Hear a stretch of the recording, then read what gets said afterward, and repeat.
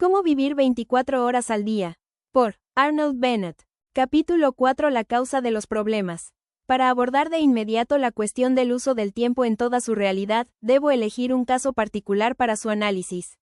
Solo puedo tratar un caso, y ese caso no puede ser el caso promedio, porque no existe tal cosa como el caso promedio, del mismo modo que no existe tal cosa como el hombre promedio.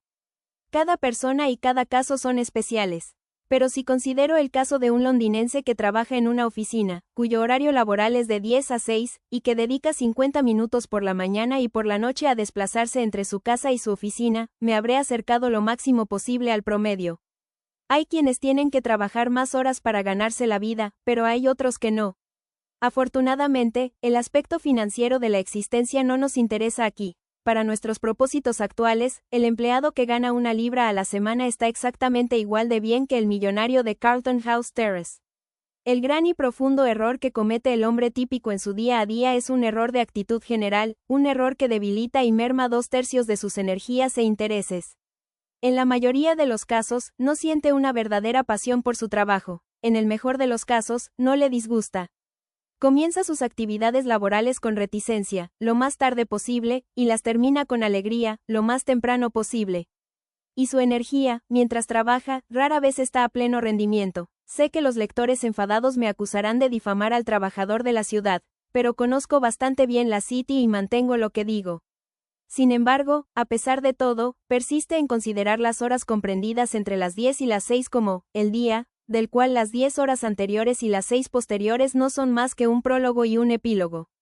Esta actitud, aunque inconsciente, por supuesto, acaba con su interés en las 16 horas restantes, con el resultado de que, aunque no las desperdicie, no las tiene en cuenta, las considera simplemente como tiempo de margen. Esta actitud general es totalmente ilógica y perjudicial, ya que otorga una importancia central a un lapso de tiempo y a un conjunto de actividades cuyo único objetivo es superarlas y terminarlas. Si una persona subordina 2/3 de su existencia a un tercio, por el cual, ciertamente, no siente un entusiasmo desmedido, ¿cómo puede aspirar a vivir plena y completamente? Es imposible. Si el hombre típico desea vivir plena y completamente, debe, en su mente, organizar un día dentro de otro día. Y este día interior, una caja china dentro de otra caja china más grande, debe comenzar a las 6 de la tarde y terminar a las 10 de la mañana. Es un día de 16 horas, y durante esas 16 horas no tiene nada que hacer más que cultivar su cuerpo, su alma y a sus semejantes. Durante esas 16 horas es libre, no es un asalariado. No se preocupa por las preocupaciones monetarias, es tan bueno como un hombre con ingresos propios. Esta debe ser su actitud.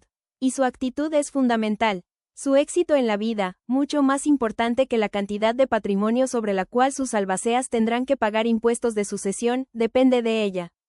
¿Qué? ¿Dices que dedicar toda la energía a esas 16 horas disminuirá el valor de las 8 horas de trabajo?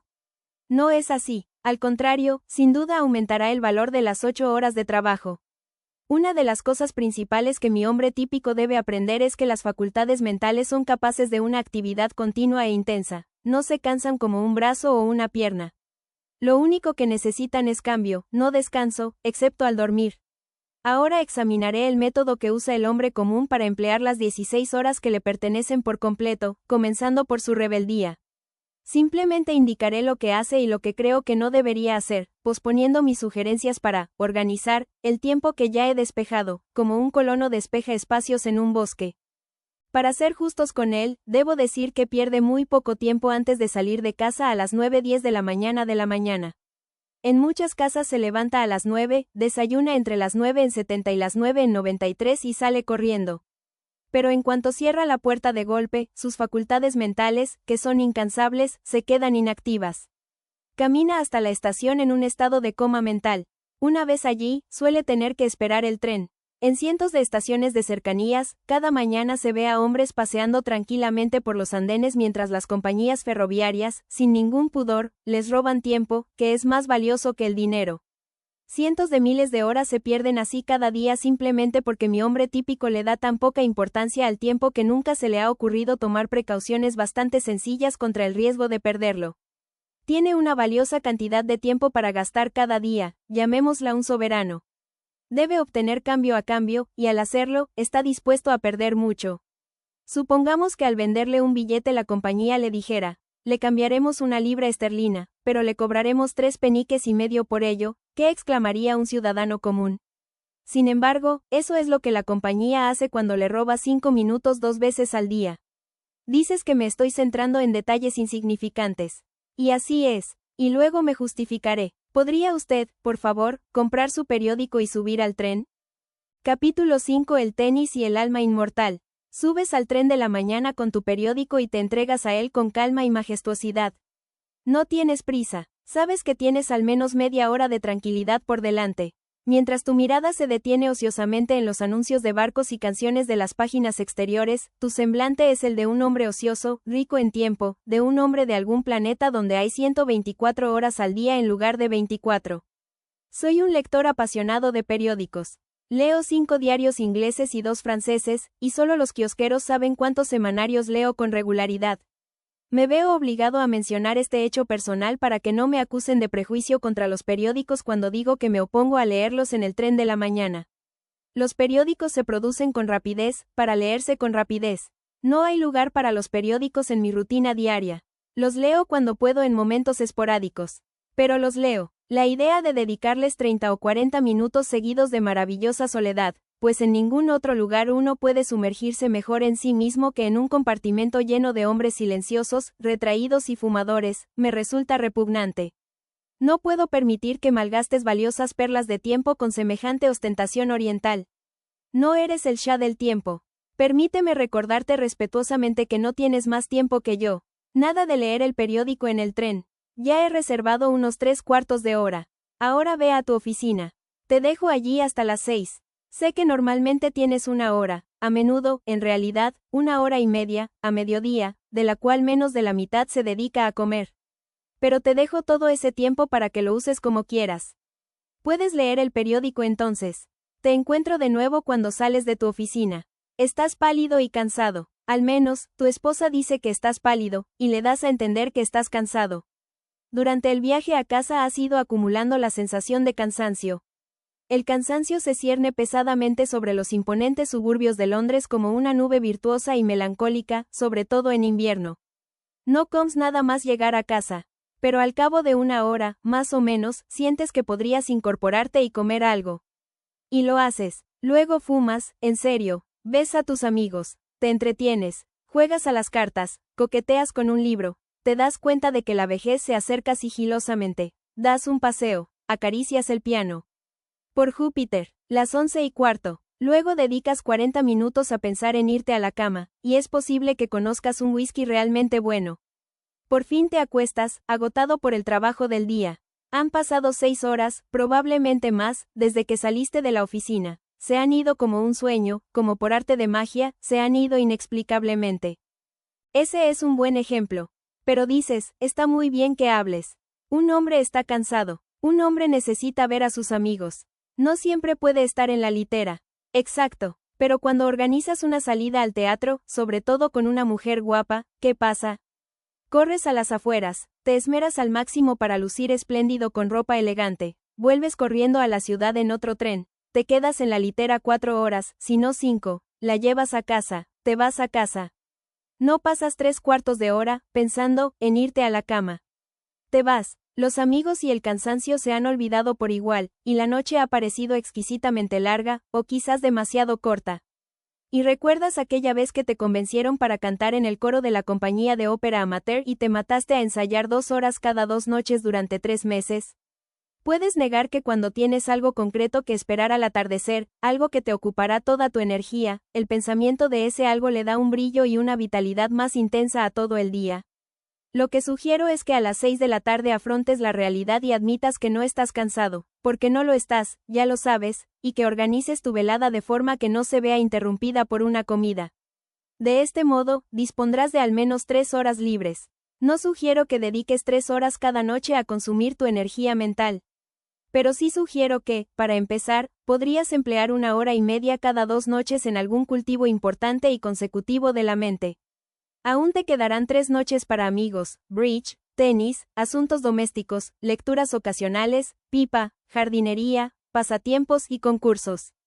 Seguirás teniendo la inmensa riqueza de 45 horas entre las 2 de la tarde del sábado y las 10 de la mañana del lunes. Si perseveras, pronto querrás pasar 4 noches, y quizás 5, en algún esfuerzo sostenido por vivir plenamente. Y dejarás de murmurar para ti mismo a las 11:15 de la mañana de la noche, es hora de pensar en ir a la cama. El hombre que empieza a irse a la cama 40 minutos antes de abrir la puerta de su habitación está aburrido, es decir, no está viviendo. Pero recuerda, al principio, esos 90 minutos nocturnos 3 veces por semana deben ser los más importantes de los 10.080. Deben ser sagrados, tan sagrados como un ensayo dramático o un partido de tenis. En lugar de decir, lo siento, amigo, no puedo verte, pero tengo que irme al club de tenis, debes decir, pero tengo que trabajar. Admito que esto es sumamente difícil de decir. El tenis es mucho más urgente que el alma inmortal. Capítulo 6 recuerda la naturaleza humana. Ya he mencionado de paso la vasta extensión de 44 horas que transcurren entre salir del trabajo a las 2 de la tarde del sábado y regresar a las 10 de la mañana del lunes. Y aquí debo abordar la cuestión de si la semana debería constar de 6 o de 7 días. Durante muchos años, de hecho, hasta que me acerqué a los 40, mi semana constaba de 7 días. Personas mayores y más sabias me decían constantemente que se podía trabajar más y vivir más plenamente en 6 días que en 7. Y es cierto que ahora, con un día de cada 7 en el que no sigo ningún programa ni hago ningún esfuerzo salvo el que me dicta el capricho del momento, aprecio profundamente el valor moral del descanso semanal. Sin embargo, si pudiera reorganizar mi vida, volvería a hacer lo mismo. Solo quienes han vivido a pleno rendimiento los 7 días de la semana durante mucho tiempo pueden apreciar la plena belleza de una ociosidad regular y recurrente. Además, estoy envejeciendo, y es cuestión de edad. En casos de juventud desbordante, energía excepcional y ganas de esforzarse, diría sin dudarlo, sigue adelante, día tras día. Pero, en general, diría lo siguiente, limita tu programa formal, o superprograma, me refiero, a 6 días a la semana. Si deseas extenderlo, hazlo, pero solo en proporción a tu deseo, y considera ese tiempo extra como un ingreso inesperado, no como un ingreso regular, para que puedas volver a un programa de 6 días sin sentirte más pobre ni haber retrocedido. Veamos ahora en qué situación nos encontramos. Hasta el momento, hemos reservado para ahorrar, aprovechando el tiempo que nos queda, al menos media hora durante 6 mañanas a la semana y 1 hora y media durante 3 tardes a la semana. En total, 7 horas y media semanales. Propongo conformarme con esas 7 horas y media por ahora. ¿Qué? Exclamas. Pretendes enseñarnos a vivir, y solo te ocupas de 7 horas y media de 168. ¿Vas a obrar un milagro con tus 7 horas y media?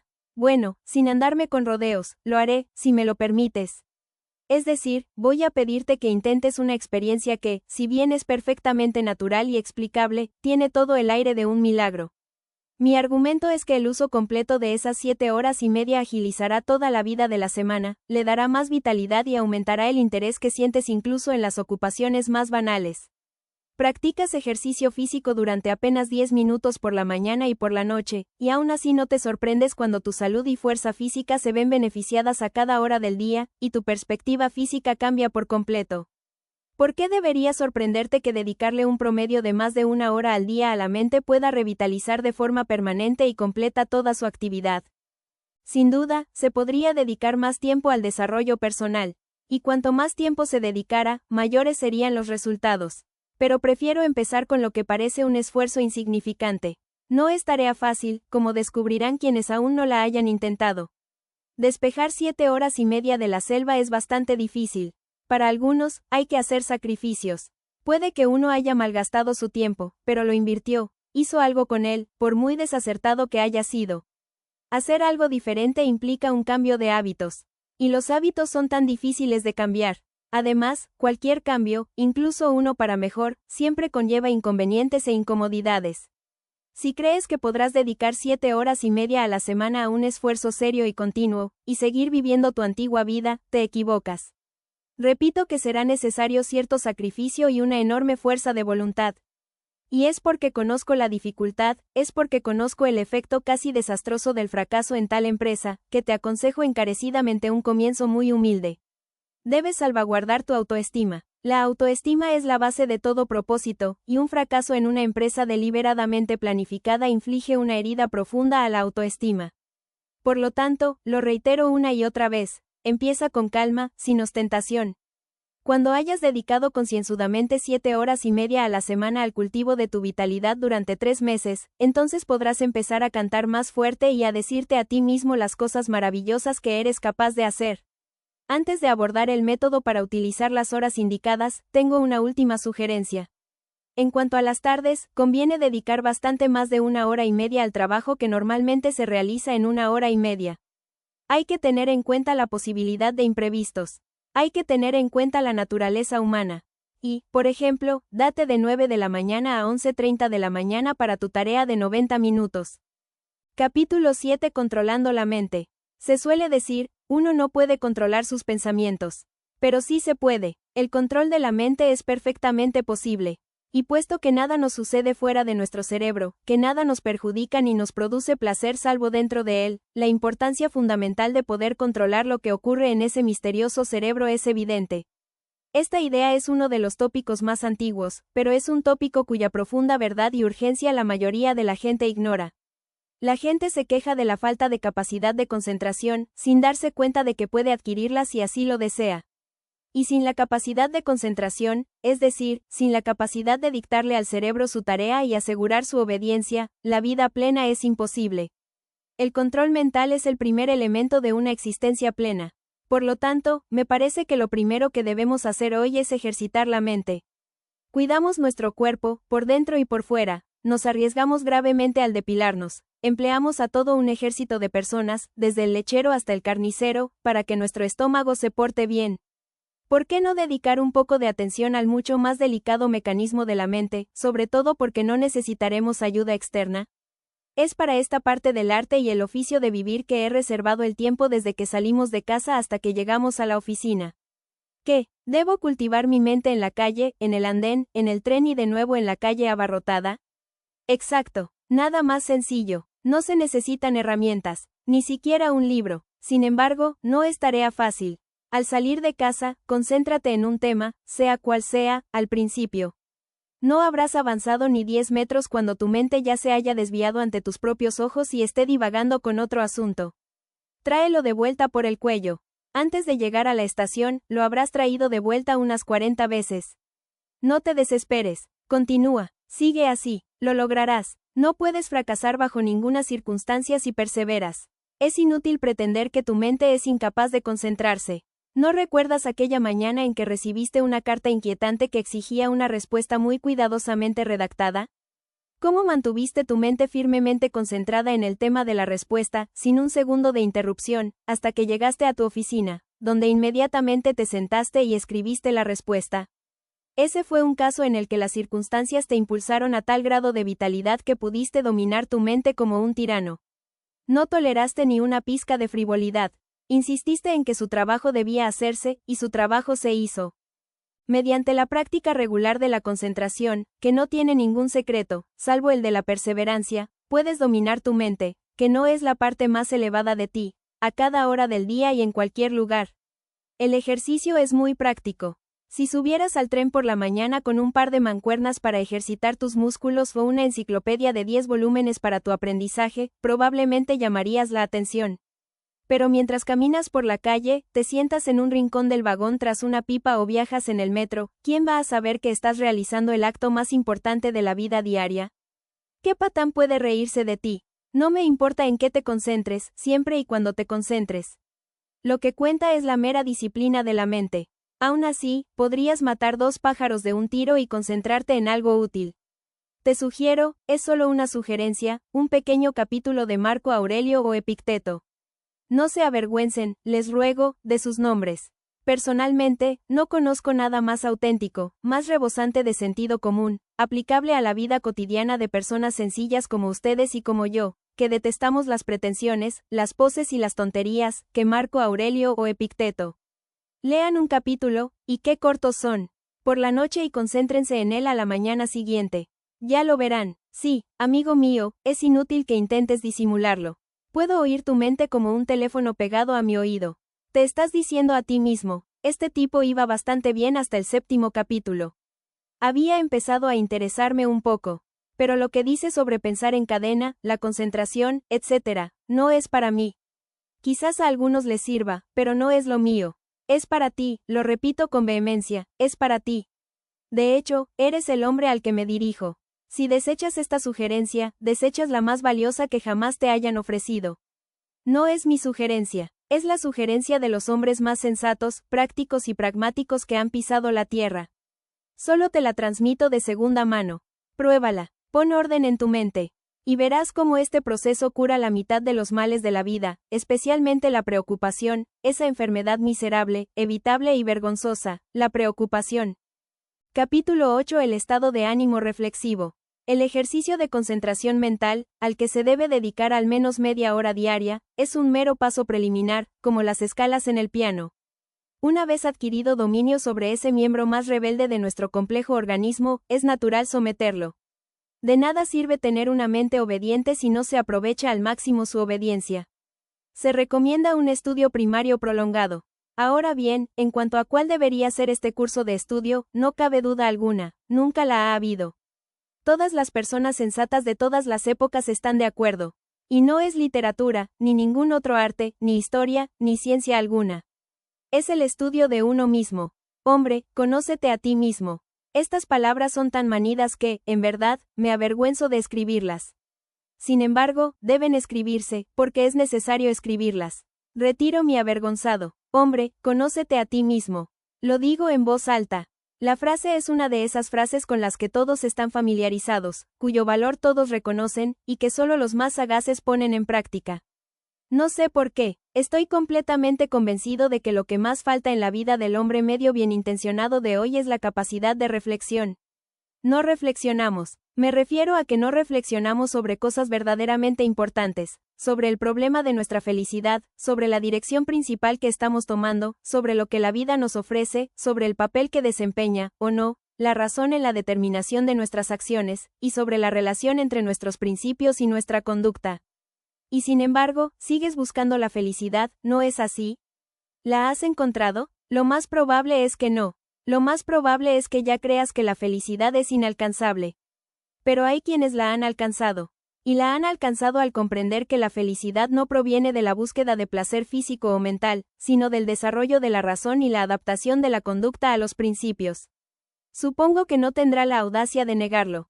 Y si lo admite, y aún así no dedica ni un minuto de su día a la reflexión deliberada sobre su razón, sus principios y su conducta, también admite que, al esforzarse por conseguir algo, suele dejar de lado el acto necesario para alcanzarlo. Ahora bien, ¿me sonrojo yo o te sonrojas tú? No teman que pretenda imponerles ciertos principios. No me importan, en este lugar, cuáles sean sus principios. Sus principios pueden llevarlos a creer en la rectitud del robo. No me molesta. Lo único que les digo es que una vida cuya conducta no se ajusta del todo a los principios es una vida absurda, y que la conducta solo puede armonizarse con los principios mediante el examen, la reflexión y la resolución diarios. Lo que causa la permanente tristeza de los ladrones es que sus principios son contrarios al robo. Si realmente creyeran en la excelencia moral del robo, la condena a prisión simplemente significaría para ellos muchos años felices. Todos los mártires son felices, porque su conducta y sus principios concuerdan. En cuanto a la razón, que da forma a la conducta y está estrechamente relacionada con la formación de principios, desempeña un papel mucho menor en nuestras vidas de lo que creemos. Se supone que debemos ser racionales, pero somos mucho más instintivos que racionales. Y cuanto menos reflexionemos, menos racionales seremos. La próxima vez que te enfades con el camarero porque tu bistec está demasiado hecho, pídele a la razón que entre en el gabinete de tu mente y la consulte.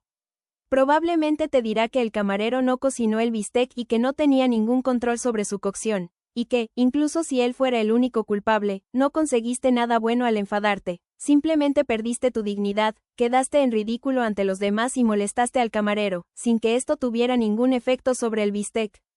El resultado de esta consulta amistosa, por la que ella no cobra, será que, cuando su bistec vuelva a estar demasiado cocido, tratará al camarero como a un igual, mantendrá la calma con amabilidad e insistirá cortésmente en que le sirvan un bistec fresco. La ventaja será evidente y contundente. En la formación o modificación de principios, y en la práctica de la conducta, se puede obtener mucha ayuda de los libros impresos, que se publican a partir de 6 peniques. En mi capítulo anterior mencioné a Marco Aurelio y a Epicteto. Otras obras aún más conocidas vendrán a la mente de inmediato. También puedo mencionar a Pascal, La Bruyère y Emerson. En lo personal, nunca viajo sin mi ejemplar de Marco Aurelio. Sí, los libros son valiosos. Pero la lectura de libros no sustituye un examen diario, sincero y honesto de lo que uno ha hecho recientemente y de lo que está a punto de hacer. Una mirada constante a uno mismo, por desconcertante que pueda ser la imagen. ¿Cuándo se llevará a cabo este importante asunto? La soledad del camino de regreso a casa al atardecer me parece apropiada. Un estado de ánimo reflexivo surge naturalmente tras el esfuerzo de haberse ganado el sustento del día. Claro que sí, en lugar de atender a un deber elemental y de suma importancia, prefiere leer el periódico, que bien podría leer mientras espera la cena, no tengo nada que decir. Pero debe ocuparse de ello en algún momento del día. Ahora llego a las horas de la noche.